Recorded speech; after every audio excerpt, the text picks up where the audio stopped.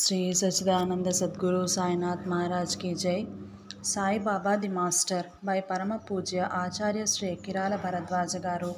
A sketch of his life, Part 2. In the early days of his stay at Shirdi, Sai Baba grew his hair long but never had it shaved or cut. He dressed himself like an athlete. He used to tie a white turban on his head, a dhotar around his waist, and wore a shirt. He was quiet and calm in his demeanor and showed no craving for any comfort or luxuries. He never discriminated between the rich and the poor in his treatment of the visitors. He was equally indifferent to honor or dishonor shown to him by the people. He used to utter the name of Allah frequently. He either spent his time alone at the mosque or wandered about the village or into the neighboring jungles. We have already noted how Tatya Kote, Mahalsapati, and a few others respected Sai Baba as a saint. Tatya Kote's mother, Bayaja Bai, too was very much devoted to him. Whenever Baba wandered into the jungles, Bayaja Bai used to go to the woods carrying food in a basket on her head. She used to walk miles on end in search of him across bushes and shrubs. She never gave up her search till she found him out. Often she found Sai Baba sitting alone, calm and motionless under some tree in deep meditation. Then she would boldly approach him, spread the leaf plate before him, and serve the meal. Sometimes Sai Baba was oblivious of all this, immersed as he was in dhyana samadhi. At such moments, she would mix the food and feed him with her own hands as a mother feeds the child. For some time, this was almost a regular occurrence, and Bayajabai looked upon this as her woe and spiritual discipline. After some time, as though out of compassion for her, Sai Baba ceased wandering and mostly confined himself to the mask. But he never forgot the devoted and loving services she had rendered to him as long as he was in flesh and blood. He not only treated her with great affection and love but showered his mercy on her son Tatya Kote, although also as though he were repaying a deep debt of gratitude. We have noted earlier that he worked now and then at Rahata and he walked now and then to Rahata and Nimgao. Once when he went to Rahata, he had brought with him several varieties of seeds. After cleaning and leveling a certain plot of the village land, he planted the seeds and watered them regularly. A devotee by name Vamana Tatya supplied him every day with a pair of new unbaked earthen pots. Baba drew water from a nearby well and carried it in the pots on his shoulders and watered the plants. In the evening, he would leave the pots at the foot of the neem tree, and strangely enough, as soon as he left them there, they would crumble to pieces. The next day, he would get a new pair of pots from Vamanatatya. This went on regularly for quite some time, and in due course, a beautiful garden grew up. Visualizing the whole process, it seemed symbolic of the elevation of a god-forsaken village like Shirdi into a powerful spiritual center, and of the common rung of the society that came to him into a luscious spiritual crop. In fact, at a later date, as we are to note later, this was the symbol he used when he told Upasani Shastri, whom he alchemized into the great saint Sri Upasani Baba Maharaj of Sakori. You must plant trees that will live for many centuries, from which people will derive much benefit. The whole act of growing the garden too seemed to signify what is to come ultimately, for it was on that plot of the land that subsequently his Samadhi Mandir was to stand. Is not that an eternal flower garden of the spirit? In the early days of Sai Baba's second advent at Shirdi, the majority of the villagers took him for a mad fakir, for while he mingled with no one, he was often found muttering something to himself. Occasionally, he would even burst into a rage and go on heaping abuse as though he was subject to some hallucination. However, in his saner moments, he was normal. He used to meet some of the noble souls and saintly persons that sojourn at the village. He was only the testimony of some of the acknowledged saints regarding his spiritual greatness that induced a few more natives of the village to respect him. For instance, 12 years before Baba arrived at Shirdi, a young boy of 10 or 11 years named Devi Das came to the village and lived in the Maruti temple. Devi Das had fine features and bright eyes. He was a gnani, dispassion incarnate. Many natives like Tatya Kote, Kashinath, and others regarded him as their guru. When Baba arrived at Shirdi and began to live in the mosque, he often used to join Devi Das and stay with him in the Maruti temple or in the village Chavadi. As we shall note a little later, this Devi Das was responsible for Baba's permanent stay at Shirdi. Later, another saint by name Janki Das came to Shirdi and Baba spent much of his time with him. Sometimes Janaki Das went to the mosque and stayed in Baba's company. Similarly, a Vaishya, that is one of the merchant caste householder saint by name Gangagir, came frequently to Shirdi from Kuntamba. When he first saw Sai Baba carrying water from the well, he said, "Blessed is this village of Shirdi. This dung hill got a precious jewel. This man is carrying water today, but he is not an ordinary fellow. This land is really fortunate." Another famous saint by name Anandaswami of Yevala Mutt, a disciple of the celebrated saint Sri Akkalkota Maharaj, came to Shirdi in 1885. On seeing Baba, he said, "Though he looks like an ordinary stone, that is an ordinary man, he is a diamond. You will soon realize this."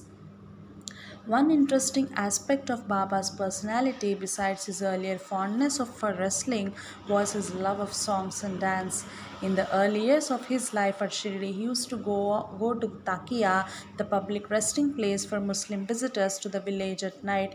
There, in the company of sojourning devotees and fakirs, he would dance and sing melodiously with small trinklets tied around his ankles. The songs he sang were mostly in Persian or Arabic, which the local people could not understand. Sometimes he sang the more popular songs of Kabir. This went on till as late as 1890. Subsequently, he stopped singing himself, but his love of devotional music could be recognized. He encouraged his devotees to sing kavalis and kirtans and to chant the attributes of God incessantly for 7 days on end. In spite of the testimony of many saints regarding Baba's greatness, many were still ridden with the doubt that he was a little cracked in the head. One miracle that they witnessed had ultimately set their doubts at rest. Baba was fond of illuminating the local temples and the mosque.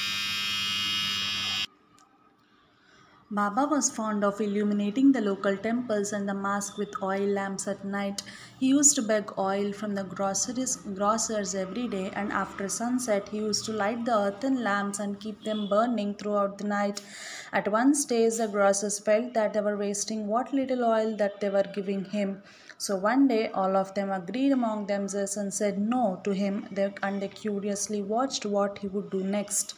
Baba calmly returned to the mosque, drew water from the well, rinsed the oil can well with a little of it, and gulped it down at one draught. Again, he filled the can with the water and returned to the mosque, poured it in the lamps, and lighted them. To the utter amazement of the prying scoffers, the lamps went on burning throughout the night. The grocers begged his pardon. Baba exhorted them never to utter lies, but to be truthful and to have faith in God.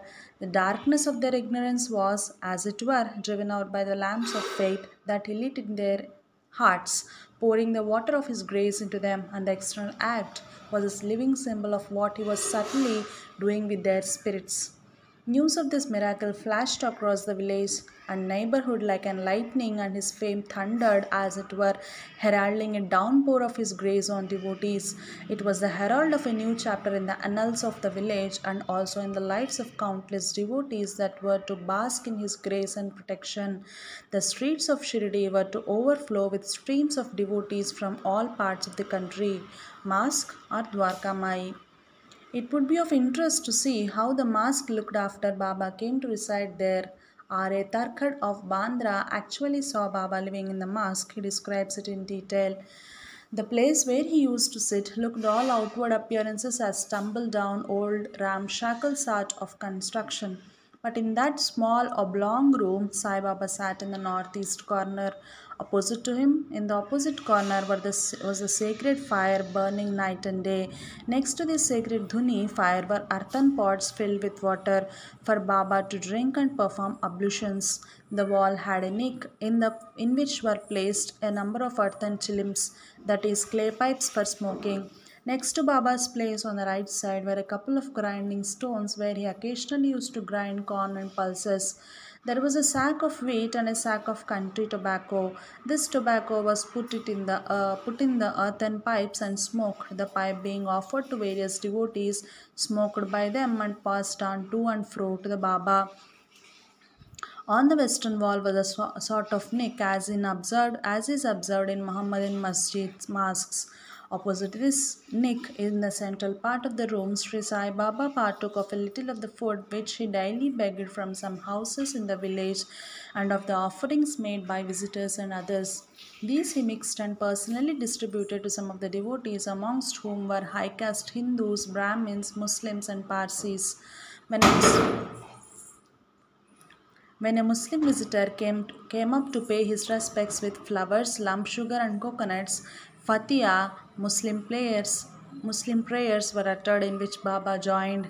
The flowers were hung up in the central nick mentioned above. The lump sugar was partly distributed amongst all those present there, as well as the village urchins outside, and a part of it returned to the party as prasad, consecrated gift.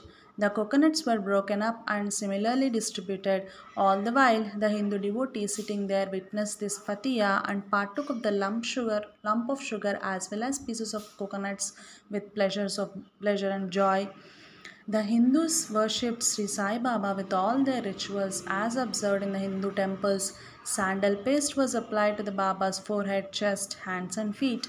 Kumkum with rice was similarly applied. The toes of his feet were washed and the water was partaken as sacred tirtha, holy water. The arti was performed at noon with all the din and paraphernalia of worship as in a Hindu temple. Bells were rung, sacred lamp with its 5 lights was waved before him, cymbals clashed, the big drum sounded, and the huge bell in the compound sent its notes for miles and miles around, and hundreds of devotees recited in perfect union the words of the Arti and the sacred Sanskrit hymns. The Muslims present there enjoyed all this and freely partook of the offerings distributed by the Hindu bhaktas, devotees. This wonderful place was called Dwarka Mai by Sri Sai Baba, and he was heard many a time saying that whoever stepped into this Dwarka Mai had his future assured. It would be thus be seen that this wonderful place, owing to the presence of the sacred fire, was a temple to the most orthodox Hindu and Parsi, and owing to the nick, it was a masjid, mosque to the Muslim, and to the Christian, it was a church where the bells announced prayers. So, in this unique place, all the principal creeds were united, and the common worship of the universal God brought home to each and all in a unique and living manner.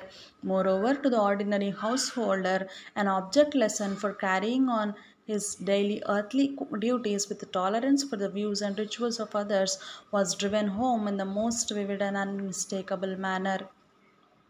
Moreover, to the ordinary householder, an object lesson for carrying on his daily earthly duties with tolerance for the views and rituals of others was driven home in the most vivid and unmistakable manner.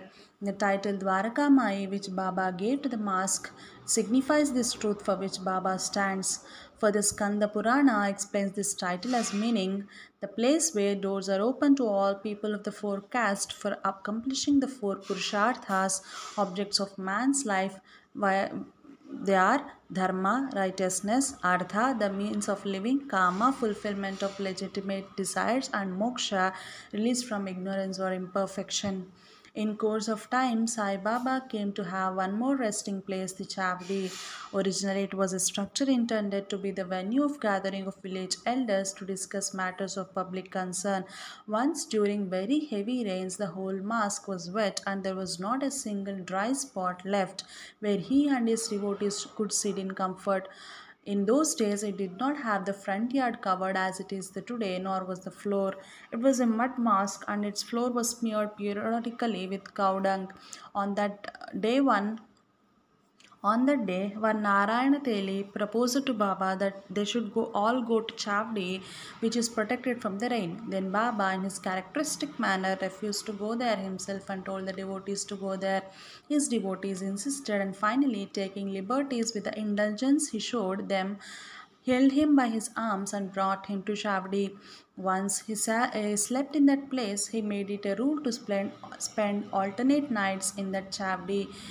His movements from and to Chavdi were all accompanied by a procession of his devotees in all ceremony, pomp, and music. Madhavrao Deshpande, who was to be very dearly loved and addressed by Sai Baba a little late as Shama records his observations of the great saint during the early years of his stay at Masjid. I was an assistant teacher in a school. A window of that always looked on the a window of that always looked on the adjoining mosque. Through that, I occasionally watched Sai Baba, who was taken by the people to be a mad fakir. I had no regard for him then. I used to sleep in the school.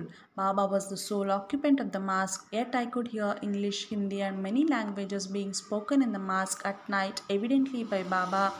I inferred that he had remarkable powers and began to have faith in him. There arose a problem due to spread of Sai's fame. One Mohiddin Tambuli, having a good physique with strong muscles, was selling beetles and talismans in Shirdi. The natives of the village honored him, thinking that he had some divine powers. When the greatness of Sai was unfolding, unable to bear it, one day he quarrelled that either he or Sai should be in Shirdi and said that the same should be decided by a wrestling contest between them. He fought with Sai and won the fight. From that day onwards, according to that condition, Sai stayed in the garden at the bank of Lindi Lake. Devotees like Tatya took his darshan there itself. Sai did not come to village in spite of their repeated requests. One day, suddenly there was some transformation in Tambuli, and having decided to live near the tomb of a Mahatma, he left Shirdi. His physical strength was conquered by Baba's spiritual strength and his hatred by Baba's love. Then Baba returned to the masjid. Henceforth, Baba changed his dress and mode of living. He donned a kafni or a long shirt and used a piece of sackcloth for his seat and bed and was content to be dressed in rags. He always declared that fakiri, holy poverty, was far superior to wealth, for Allah is always the friend of the poor. Baba answered only when he was addressed. By day, he always stayed in the mosque or under the neem tree or under a babul tree outside the village. In the afternoons, he used to wander towards Nimgaon or Rahata. At Nimgaon, he used to visit one Trayambakji Dengle. Baba once blessed his brother with a son, and henceforth people started coming to him in small numbers for his blessings. He wore no shoes or sandals. The cloth tied around his head was twisted the cloth tied around his head and twisted into a flowing plaint dangling behind his left ear was not washed for weeks. He always kept a fire burning before him in the mosque, and this is the famed Duni, which is still kept burning by the Sai Samsthan. Another incident happened after 5 years. A Muslim named Jawhar Ali came from Ahmednagar to Rahata. He was a great scholar endowed with a sweet tongue. Soon he brought the natives of that village under his sway and started to build for the sake of Muslims a place for praying. But in the meanwhile, the people, unable to bear with his narrow minded religious view, drove him away from that village. Ali ran away and took shelter in the masjid at Shirdi, but he did not leave his narrow mentality. He influenced the devotees by his good talk and soon started telling that Sai was his disciple. Baba also started behaving accordingly with patience and humility. Ali thought of making use of this opportunity and taking Baba, he went to Rahata and started to live there. Both of them used to come now and then to Shirdi and go back. Unable to bear this situation, devotees went to Rahata to bring Baba to Shirdi. There, Baba met them near the Eidgah, the wall before which the Muslims pray on their holy day of Eid, and said, "This Ali will not send me at all. I should not come if he does not send me. He is an irritable man. Even if he sees you, he will become wild. It will be good if you return before he comes." By the time he came, and on hearing about their idea, flew into a rage. At last, they arrived at an agreement and brought both the Guru and the disciple to Shirdi. Soon, the devotees who disliked the behavior of Ali arranged a discussion in Vedanta, Hindu philosophy, between him and Devidas. In that, the old scholar Ali had a defeat in front of the young Devidas. On the next day, he left for Bijapur without telling anybody. Later on, once he repented for his behavior and took darshan of Baba with bhakti and shraddha. Baba had been showing by his behavior how much humility and patience a sadhu should have. As Ramana Maharshi has said, only a jnani can recognize a jnani, but it took that long for Ali to realize that the truth blended with love and patience only conquered in the end. One Shankar Narayana Vaidya used to worship the samadhi of a Mahatma called Nanavalli. One day, that Mahatma gave him darshan in a dream and ordered him to go to Shirdi. He went to Shirdi. When Sai came, as soon as he saw him, he recognized him to be a great soul, and with great intimacy he said, Mama, have you come? As Baba told him not to open his mouth, he did not tell anybody anything about Baba. Devotees started calling him Nana Valli. Once he approached Baba, who was seated on his gadi raised seat, and asked him in a rude manner to get up, as he himself wanted to sit there. Baba at once got up very willingly, and Nanavalli sat in that place. After a few seconds, Nanavalli got up and asked Baba to resume his place, and when he sat there, fell at his feet and went away. Evidently, Nanavalli wanted to test whether Baba's growing fame had made him possessive and proud. Finding him not in the least displeased at being so rudely ordered out of his seat, Nanavalli bowed before Baba, meekness personified. When Baba attained Samadhi, he had been lamenting, Oh Mama, I cannot live without you, I will also come. For 13 days, and without even taking food and water, he also took Samadhi. Devidas was practicing medicine in the surrounding villages. One day Baba reproached him, saying, Sadhus should be at a long distance from ladies. Nobody knew the reason for that reproach. After some days, a rich woman brought him under her sway by threatening to spread bad rumor about him. Then he understood the meaning of Sai's words and went away, leaving that place. But Janakidas used to follow the warnings of Sai scrupulously. Ja- um, but Janaki Das used to follow the warnings of Sai scrupulously. At last, when he was leaving Shirdi, devotees gave him a great grand send off. At that time, his divine brilliance merged in the idol of Maruti in the form of a light. Jai Sai Ma.